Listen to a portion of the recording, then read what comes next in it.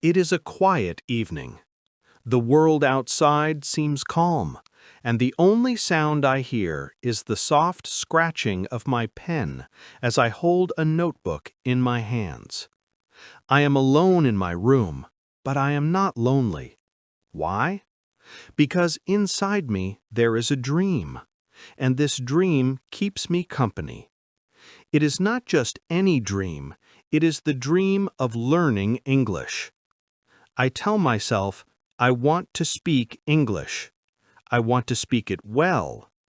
I want to feel confident when I use it. I want to communicate clearly with others around the world.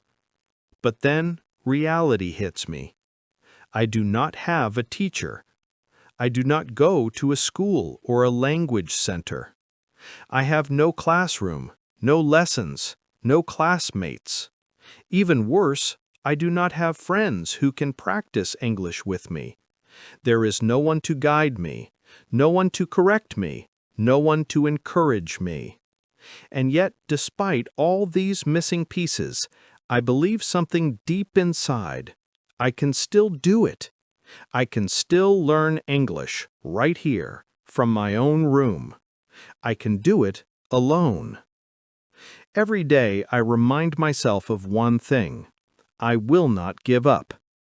Even if my vocabulary is small, even if my grammar is weak, even if my pronunciation sounds strange or broken, I will continue. Why? Because I have something powerful, the desire to learn, the courage to try, and the belief that this small beginning is enough. I look at my notebook. Its pages are empty, but my heart is overflowing with curiosity, with questions, with hope. A voice inside me asks, can you really do this? Can you really learn English without help, without classes, without a teacher? Can you one day speak fluently? At first, my mind hesitates. It whispers, no, it's too hard. It's impossible.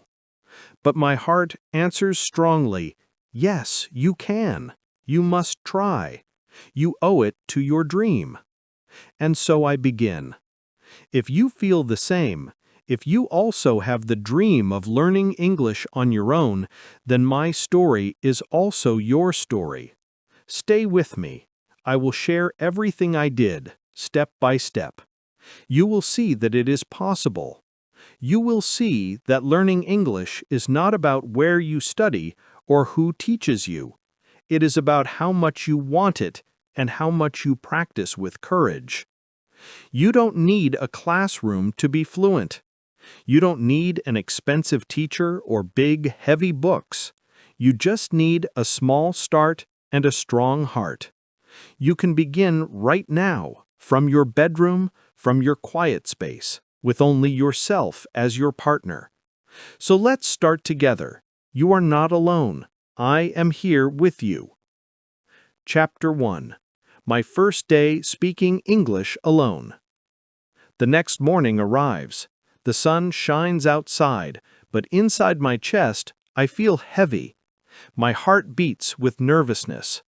The thought repeats in my mind. I want to speak English. I want to be good at it. But where do I begin? There is no teacher to guide me, no blackboard, no lesson plan, just me, alone, at home, afraid.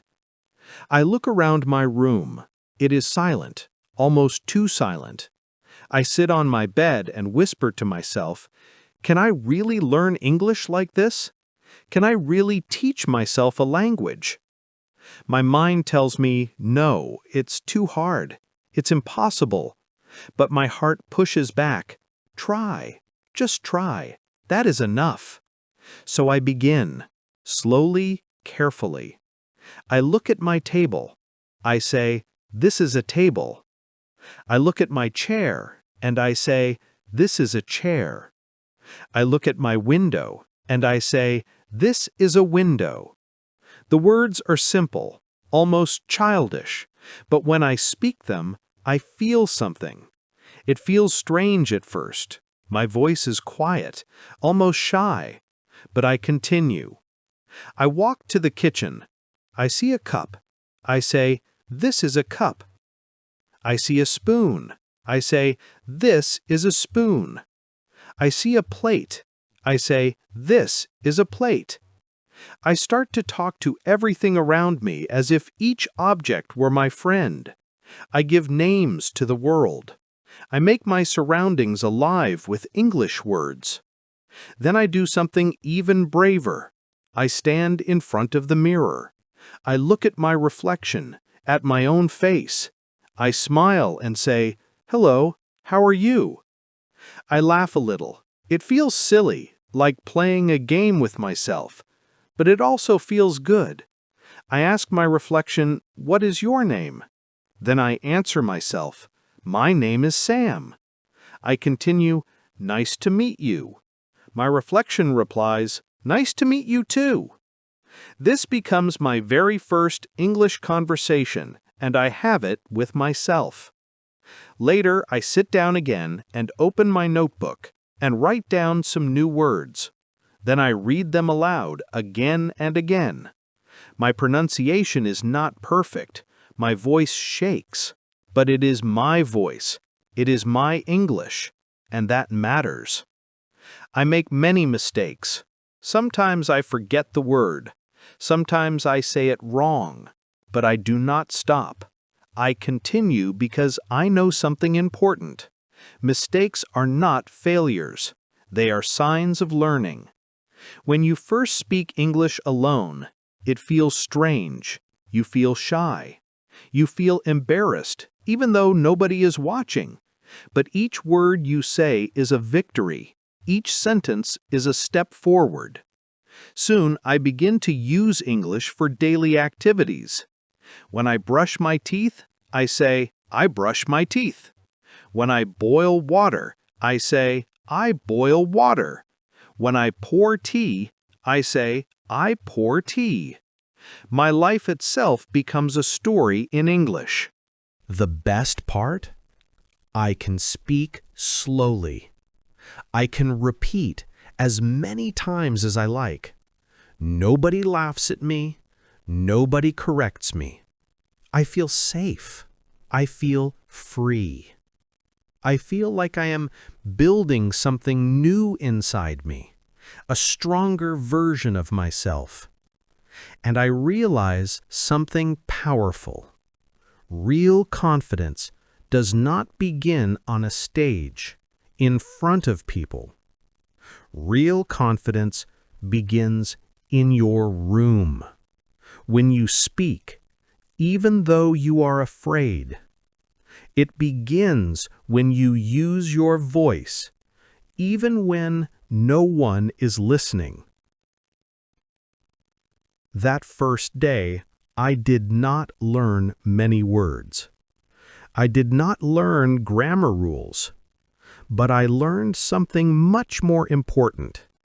I learned the secret of beginnings. You must start, even when you are afraid. You must speak, even when you are alone. And little by little, your fear will transform into strength. This is how my English journey began. One object, one sentence, one mirror, one voice. Mine. And I promised myself, my voice will grow stronger every day. Chapter 2. Listening like a child. The next day, I wake up with a new question. How do babies learn a language? I think about it. Babies don't sit in classrooms. They don't read grammar books. They don't memorize vocabulary lists. They simply listen to their parents, to songs, to the voices around them. They don't understand everything, but they listen anyway. And slowly, through listening, they learn.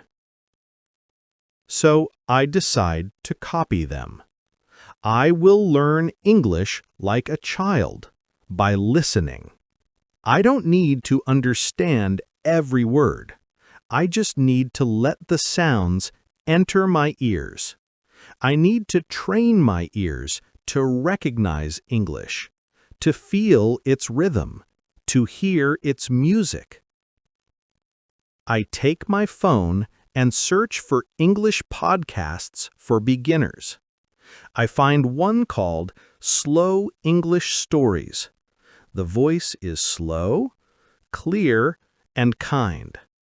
I listen to the first story. It is about a girl who goes to the market. The story is simple. I understand most of it. I smile. I feel happy. Then I find another podcast. It is only 5 minutes long. The speaker talks about everyday life, eating breakfast, taking the bus, going to work. I listen carefully. I try to repeat some sentences after the speaker. Not all of them, just the short ones. My voice is soft, almost whispering, but I speak. Later, I go to YouTube. I search for easy English conversations. I find a video where two people speak slowly. Hello, how are you? I'm fine, thank you. And you? I know these words. I pause the video. I repeat the sentences. I say them again and again. I begin to realize I am no longer listening for fun. I am listening with purpose. I am listening like a learner, not like a casual listener. I make a plan. When I cook breakfast, I play an audio English. I listen while cutting vegetables. I listen while water boils. My hands are busy, but my ears are learning. When I clean my room, I play another podcast. I notice the rhythm of speech, the rise and fall of voices. I don't repeat. I just listen and absorb. When I go for a walk, I take my headphones. I listen to a short story again and again, 3 times in a row. Each time, I understand more. Each time, I hear something new. At night, before sleeping, I play one last audio, a bedtime story in English. I close my eyes.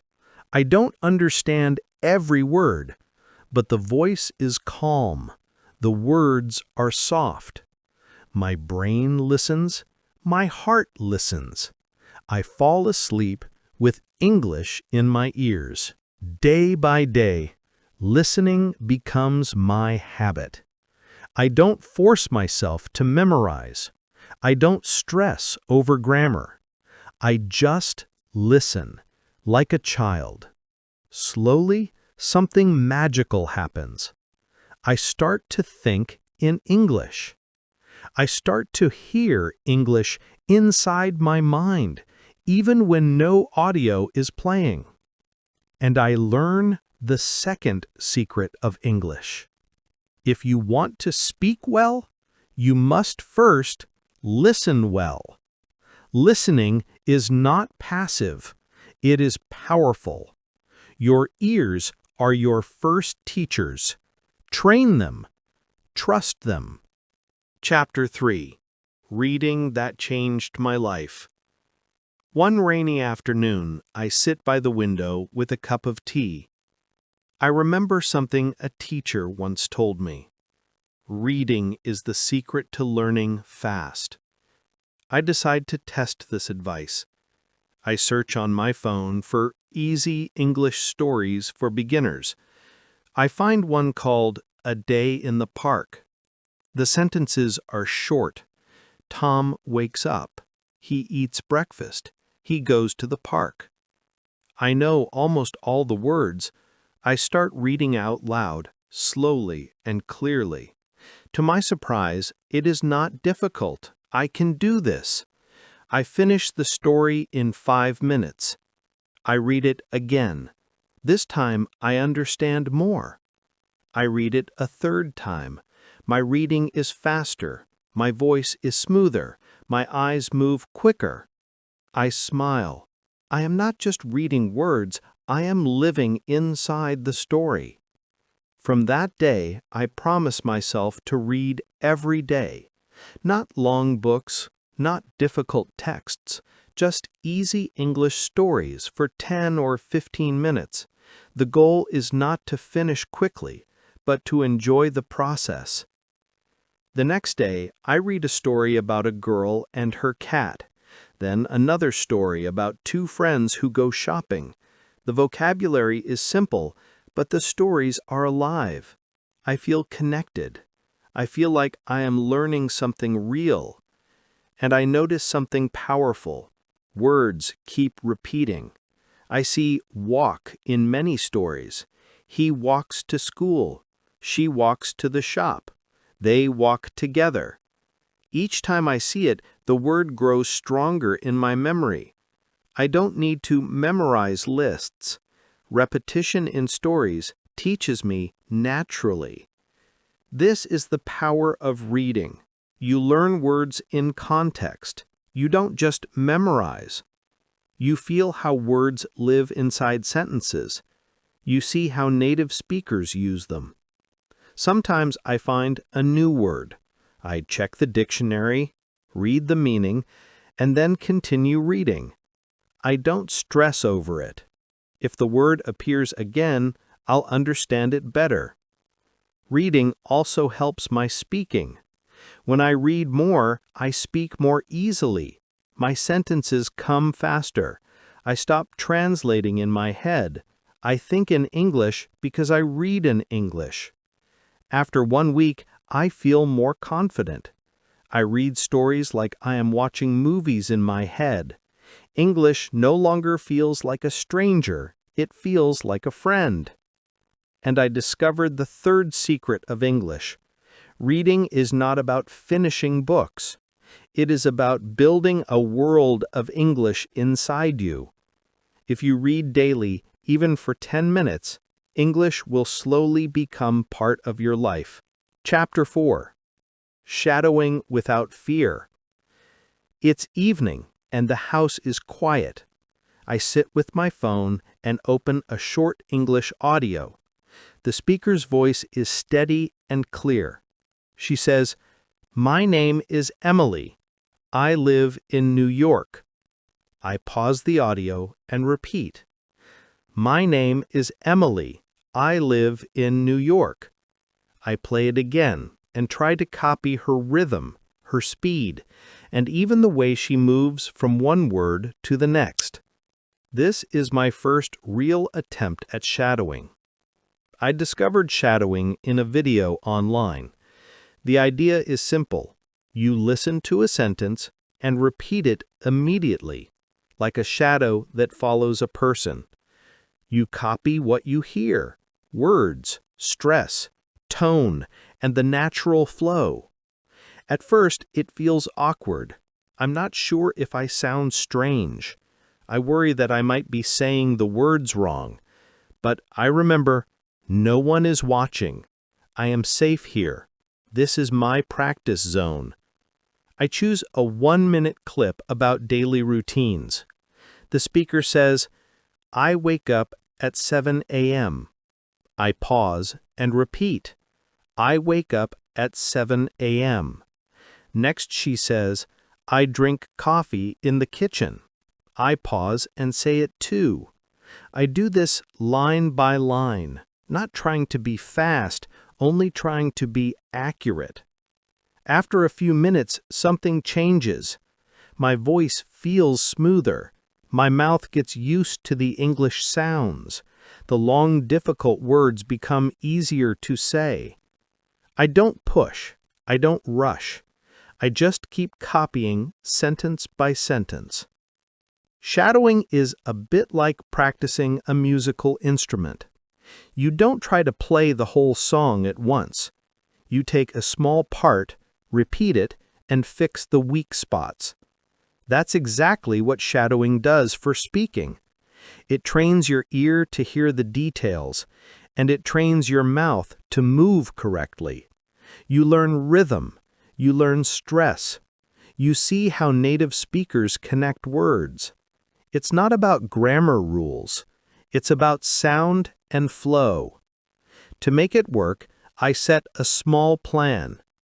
Time, 10 minutes a day is enough to start. Content, very short clips, 1 to 3 minutes, with clear speech. Steps: 1. Listen once. 2. Read the subtitles, if available. 3. Play one sentence. 4. Pause. 5. Repeat. 6. Replay if needed. 7. Move on. Goal: not speed, not perfection, just clean, confident repetition. In the beginning, I mispronounce words, forget endings, and lose the rhythm. That's normal. I go back. I try again. I speak a little louder. I articulate more clearly. Bit by bit, I notice improvement. My pronunciation is cleaner, my tongue moves faster, and sentences come out more naturally. Shadowing also helps when I prepare for real life. If I have a school interview, I find a short video about interviews and shadow the lines that matter. Thank you for meeting me. I'm excited about this opportunity. I can explain my experience. I repeat them until they feel comfortable in my mouth. The next day, those same sentences appear in my real conversation, and I feel ready.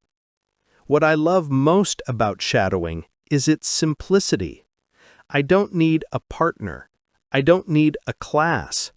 I need only a phone, some headphones, and a quiet space. I can shadow in the morning, before breakfast. I can shadow in the evening, after dinner. I can even whisper the lines while walking alone. It turns my phone into a teacher and my voice into a tool. A few tips that make shadowing easier. Start slow. Choose short clips with clear speech. Use subtitles wisely. First, listen, then glance at the text to confirm, then try without reading. Repeat small chunks, one sentence at a time. If one is hard, cut it in half. Aim for rhythm and stress. Copy where the voice goes up and down, not just the words. Record yourself once a week. Compare week by week. You'll hear progress. After a week or two, I notice a big shift. I can say full sentences without stopping to think about each word. I can copy intonation with more confidence. I'm not chasing perfect accent. I'm learning clear, natural speech, and that makes all the difference. Shadowing turns my quiet room into a practice studio. It gives me courage. It makes speaking feel normal, even when I'm by myself. And here's the core message. You don't need someone beside you to improve your speaking. Shadowing can carry you far. Keep the sessions short, stay consistent, and trust the process. Your mouth will learn. Your ears will sharpen. Your voice will grow. Chapter 5. Talking to Myself in English. It's a sunny afternoon. I sit near the window with my notebook and feel that familiar push inside my chest. I want to speak. There is no teacher here, no class, no speaking partner, and that's okay. I decide to be my own partner. At first, it feels silly. I say, "Hello, how are you?" Then I answer, "I'm fine, thank you. And you?" I laugh at myself, but I keep going. I'm not waiting for the perfect person to practice with. I'm not waiting for the perfect time. The perfect time is now. I start with what I'm doing. I open the door. I close the window. I take a pen. I sit on the chair. These short sentences seem simple, but they are powerful. They connect my actions to English in real time. My brain and my voice begin to move together. The language becomes part of my daily actions, not just something in a book. Then I go to the mirror and talk to my reflection. I ask myself questions and answer them. What did you do today? I woke up early, made tea, cleaned the room, and watched a short English video. How do you feel? A little tired, but proud. When I leave the house, I continue in my head. I see a dog and think, the dog is running. I see a man with a bag and think, he's going to the shop. I see the trees and think, the leaves are bright and green today. Little by little, my inner voice shifts to English. It's not forced, it becomes natural. Self-talk reduces fear because there is no judgment. I make mistakes and correct them. I forget a word, pause, and try another way to say it. The goal is not perfect grammar. The goal is flow. I just keep going. The more I speak, the more my brain finds the words it needs. I also practice everyday scenes. At a cafe. Hello, could I have a small coffee, please? Do you have milk? At a shop. Excuse me, how much is this? Do you accept cards? At the airport. My flight is at 10 a.m. Which gate is it? On the phone. Hi, I'm calling to confirm my appointment for tomorrow. Sometimes I play both roles. I ask and answer. I build short dialogues and repeat them until they sound smoother. I keep a few go-to phrases ready. Let me think. Could you say that again, please? I didn't quite catch that. Do you mean? These are safety ropes for moments when I get stuck. Self-talk also helps with storytelling. I try to summarize my day in 2 or 3 sentences. Today, I finished a small task at work, cooked rice with vegetables, and watched a short English story before bed. Then, I add one detail. I learned a new word, routine. I used it to describe my morning. I make self-talk a private routine. In the kitchen, I name actions. In the mirror, I practice short conversations. While walking, I narrate what I see. When I cook, I give step-by-step instructions aloud. One day, I notice something. I'm speaking without fear. Words come faster. Sentences are smoother. I don't wait for permission to speak. I give myself permission. If you try this, a few simple rules help. 1. Keep it short, 1 to 3 sentences each time. 2. Use what you know. Don't worry about big words. Aim for clear meaning. 3. Repeat useful lines. Order coffee. Ask for directions. Confirm times. These will show up in real life. 4. Smile at your mistakes. Then say it again, a bit better. 5. Make it daily. 2 minutes here, 3 minutes there. It adds up. Self-talk is a free classroom that never closes. It builds connection between thinking and speaking. It trains courage. It makes English feel like your language, not just a subject.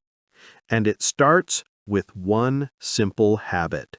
Use your voice even if you are the only one listening. Chapter 6. Using Technology Smartly. It's night and I'm sitting on my bed with my phone. I ask myself a simple question. Can this phone help me improve my English? I open the settings and change the language to English. Suddenly, every menu, every button, every notification is a small lesson. It feels unfamiliar at first, but in a good way. Every time I unlock my phone, I meet English. I decide to use technology with a plan, not randomly. I want my phone to be a tool, not a distraction. Here's how I set it up. 1. Learning windows. Short, focused time. I give myself 2 focused sessions a day, 30 minutes in the morning and 30 minutes in the evening. During those 30 minutes, I avoid scrolling, messaging, or games. It is English time only. 2. Beginner-friendly apps. I choose one simple vocabulary app that shows pictures and plays the word aloud. Apple, chair, window. I repeat after it. For 10 minutes, it feels easy and light. I don't force memorization. I rely on repetition. 3. Speaking apps with pronunciation feedback. I try an app that checks my pronunciation. It asks me to say, I am going to school. I speak, and it shows me whether I was clear. If a word is off, I try again. It's not perfect, but it gives helpful signals. The goal is to get comfortable saying full sentences. 4. YouTube with intention. I look for slow English videos about daily life, morning routines, ordering food, simple travel topics. I watch one short video a day. I pause after useful sentences, repeat them, then play them again. The next day, I re-watch the same video. Understanding increases each time. 5. Voice typing, speech to text. I open a Notes app and press the microphone icon. I say, "Hello, my name is Sam. I like to read books."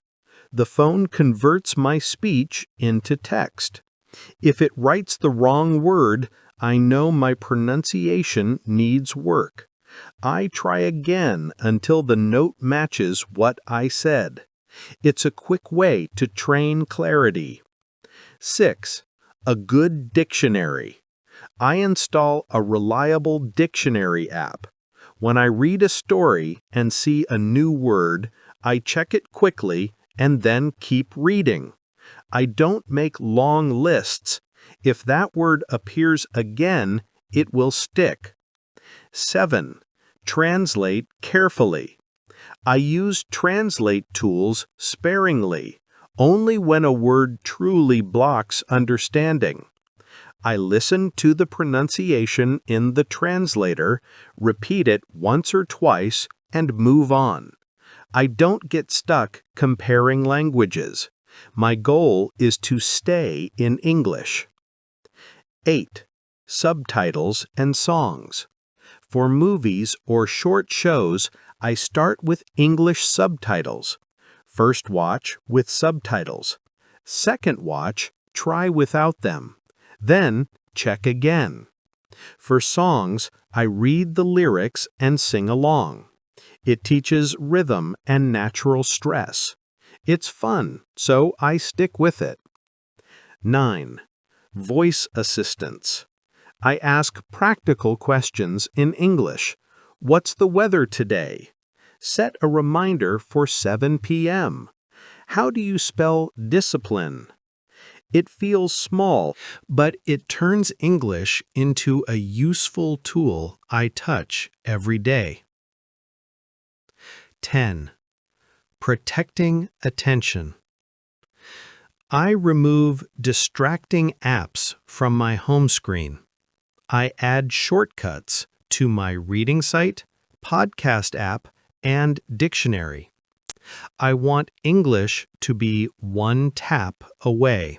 With these changes, my phone becomes a personal classroom. I'm not paying for a course, I'm paying attention. The results come from consistency, not from magic. A few smart habits help. Micro goals. Learn one phrase. Shadow 1 minute. Read one short story. That's enough for a day. Repeat before adding. Rewatch the same video tomorrow. Reread the same story this week. Repetition builds fluency. Track lightly. Note down 3 lines. Listened 10 minutes. Shadowed 8 lines. New word routine. That's it. Protect mood. If I feel tired, I switch to something easy.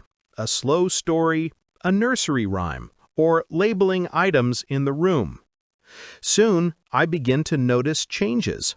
I understand more without pausing. Voice typing makes fewer mistakes.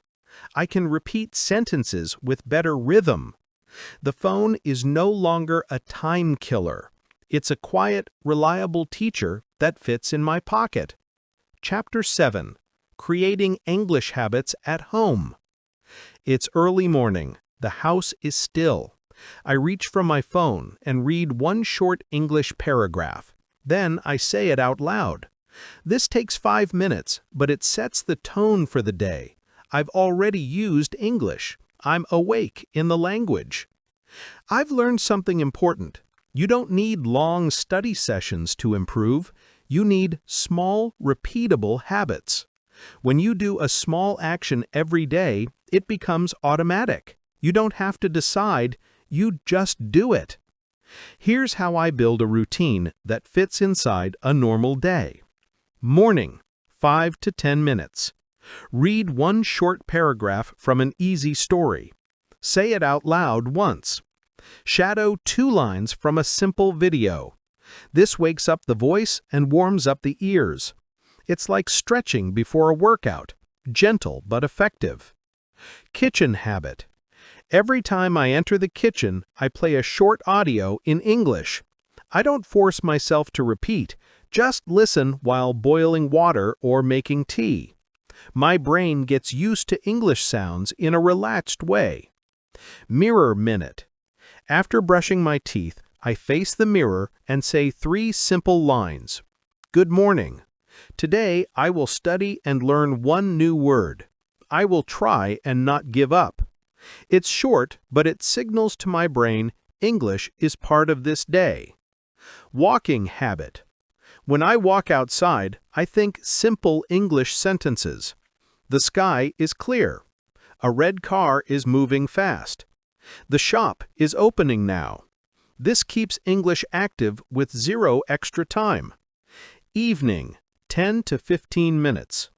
Watch a short English video with subtitles. Shadow a few lines that feel useful. Read one page of an easy story or graded reader. If I'm tired, I choose the easiest option and keep it short. The goal is consistency, not exhaustion. Weekend review. 5 to 10 minutes. On the weekend, I look back and say, this week I read 3 short stories. I watched 4 short videos. I learned 5 new words and used 2 of them. This light review builds confidence. I can see real progress without heavy tests. Labels around the room. I write small labels: mirror, door, lamp, window, and stick them in the right places. Every time I see them, I say the word once. It's simple and works well. One-word notebook. I don't keep long lists. I write 1 or 2 words a day with a short example. Routine. I changed my morning routine. Quiet. It is quiet in the evening. These are easy to review at night. 2-sentence summary. Before sleep, I summarize the day in 2 sentences. Today I read a short story about a park and learned the word bench. I shadowed 4 lines about morning routines. This keeps the habit small and doable.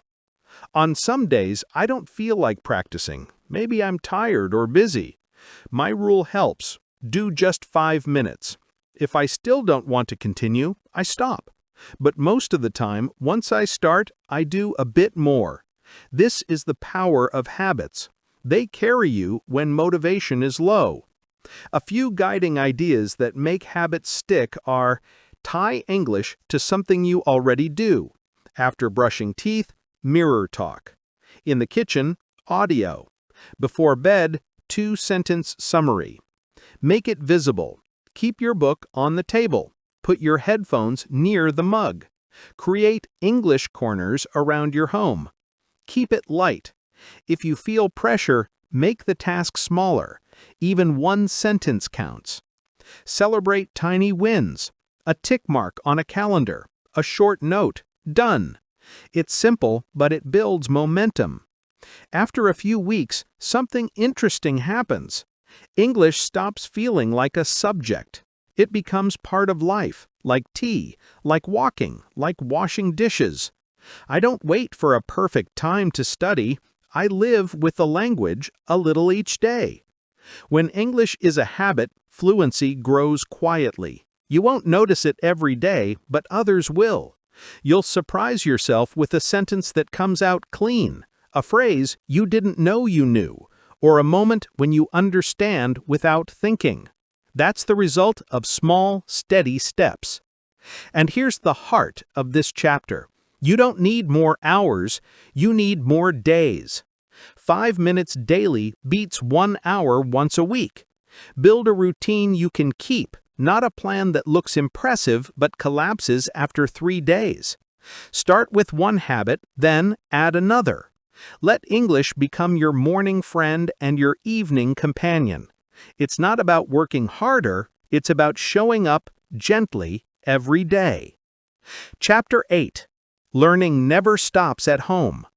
It is late at night, the lights are off, and the world outside has grown quiet.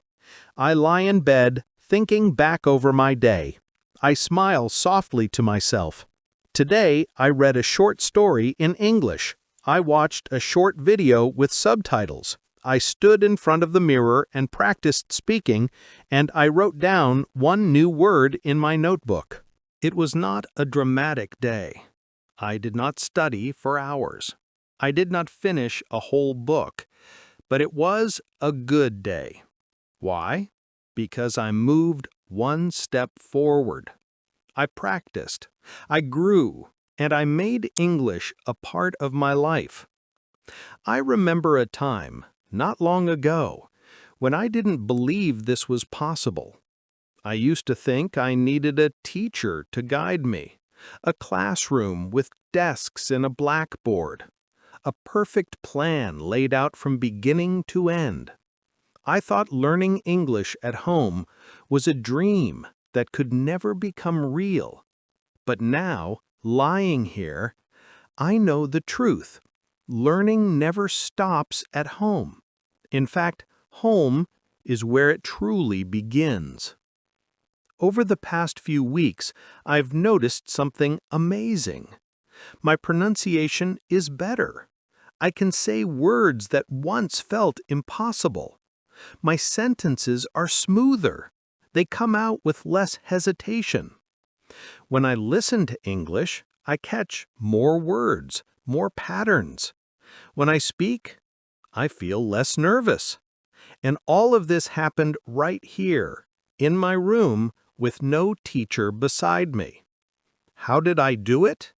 Not through magic, not through secrets, but through small, steady steps. Every day, I gave myself a little time. I used what I already had: a notebook, a phone, a mirror, my own voice. I made English part of my routine, not something extra. Of course, not every day was easy. Some days I was tired. Some days I felt lazy. Some days I wondered if I was wasting my time.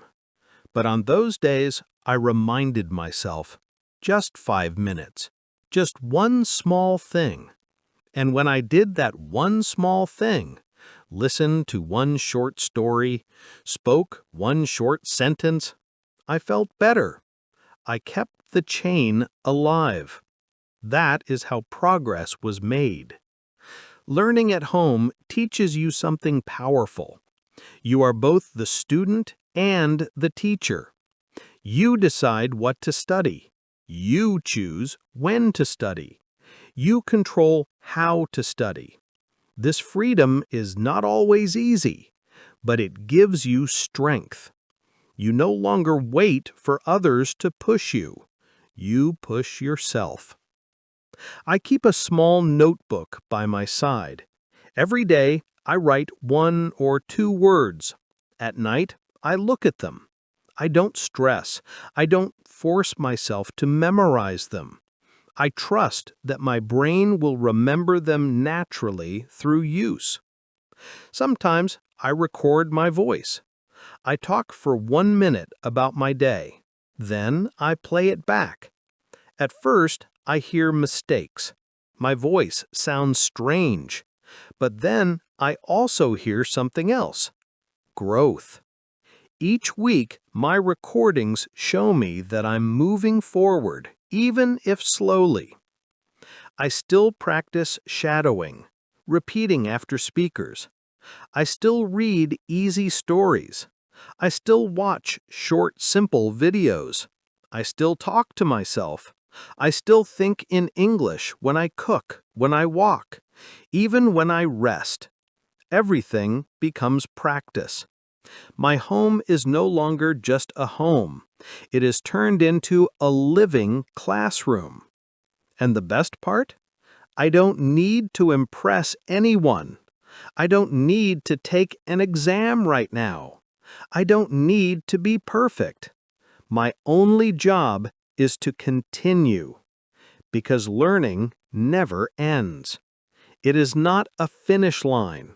It is a path that becomes clearer with every step. I realize now that learning English is not about speed. It is about the journey, a slow, steady, beautiful journey. Some days bring big progress. Some days bring tiny progress. But every day matters. Every word, every sentence, every attempt counts. If you were learning English at home, here is what I want you to know. Don't be afraid of mistakes. Don't be afraid of going slowly. Just keep going. Read a little, listen a little, speak a little, think a little. Do it every day. Trust the process. Your home is not a barrier. It is your school. Your phone is not a toy. It is your teacher. Your voice is not weak. It is your strongest tool.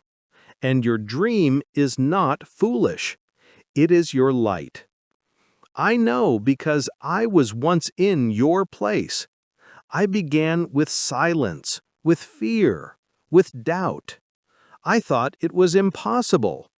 But then I spoke one word, then one sentence, then another. And slowly, day by day, I found my way. And you will too. So remember, learning never stops at home. It starts there and it grows there. As long as you continue, the journey will take you farther than you can imagine. The final message: Now that I have told you my story, I want to leave you with this. You can learn English at home. You can speak with confidence. You can grow step by step. You don't need to wait for the perfect teacher, the perfect school, or the perfect time. You already have everything you need: your heart, your mind, your voice, and your dream. Every small action matters. Reading one short story, listening to one short audio, shadowing one short clip, writing one new word, talking to yourself for 1 minute. These are not small in the long run. They are bricks. Together, they build your foundation. So don't wait. Begin today. Make English part of your morning, part of your evening, part of your daily rhythm. Treat mistakes as friends. Treat effort as victory. Treat every word as progress. And if this journey feels lonely, remember, you are not alone. I am here with you, and so are millions of other learners around the world. We are all on the same path, moving step by step toward the same goal: fluency, freedom, confidence. So let me ask you, what is one English habit you will start today? Will you read for 5 minutes? Will you shadow one short video? Will you talk to yourself in the mirror? Choose one and begin. Leave a comment. Share your habit. Let's grow together. Let's support one another. And let's keep moving forward. Remember this always. You can speak English. You can learn at home. And I am here to guide you every step of the way. The journey never ends, but that is the beauty of it, because with every step, your English grows, and so do you.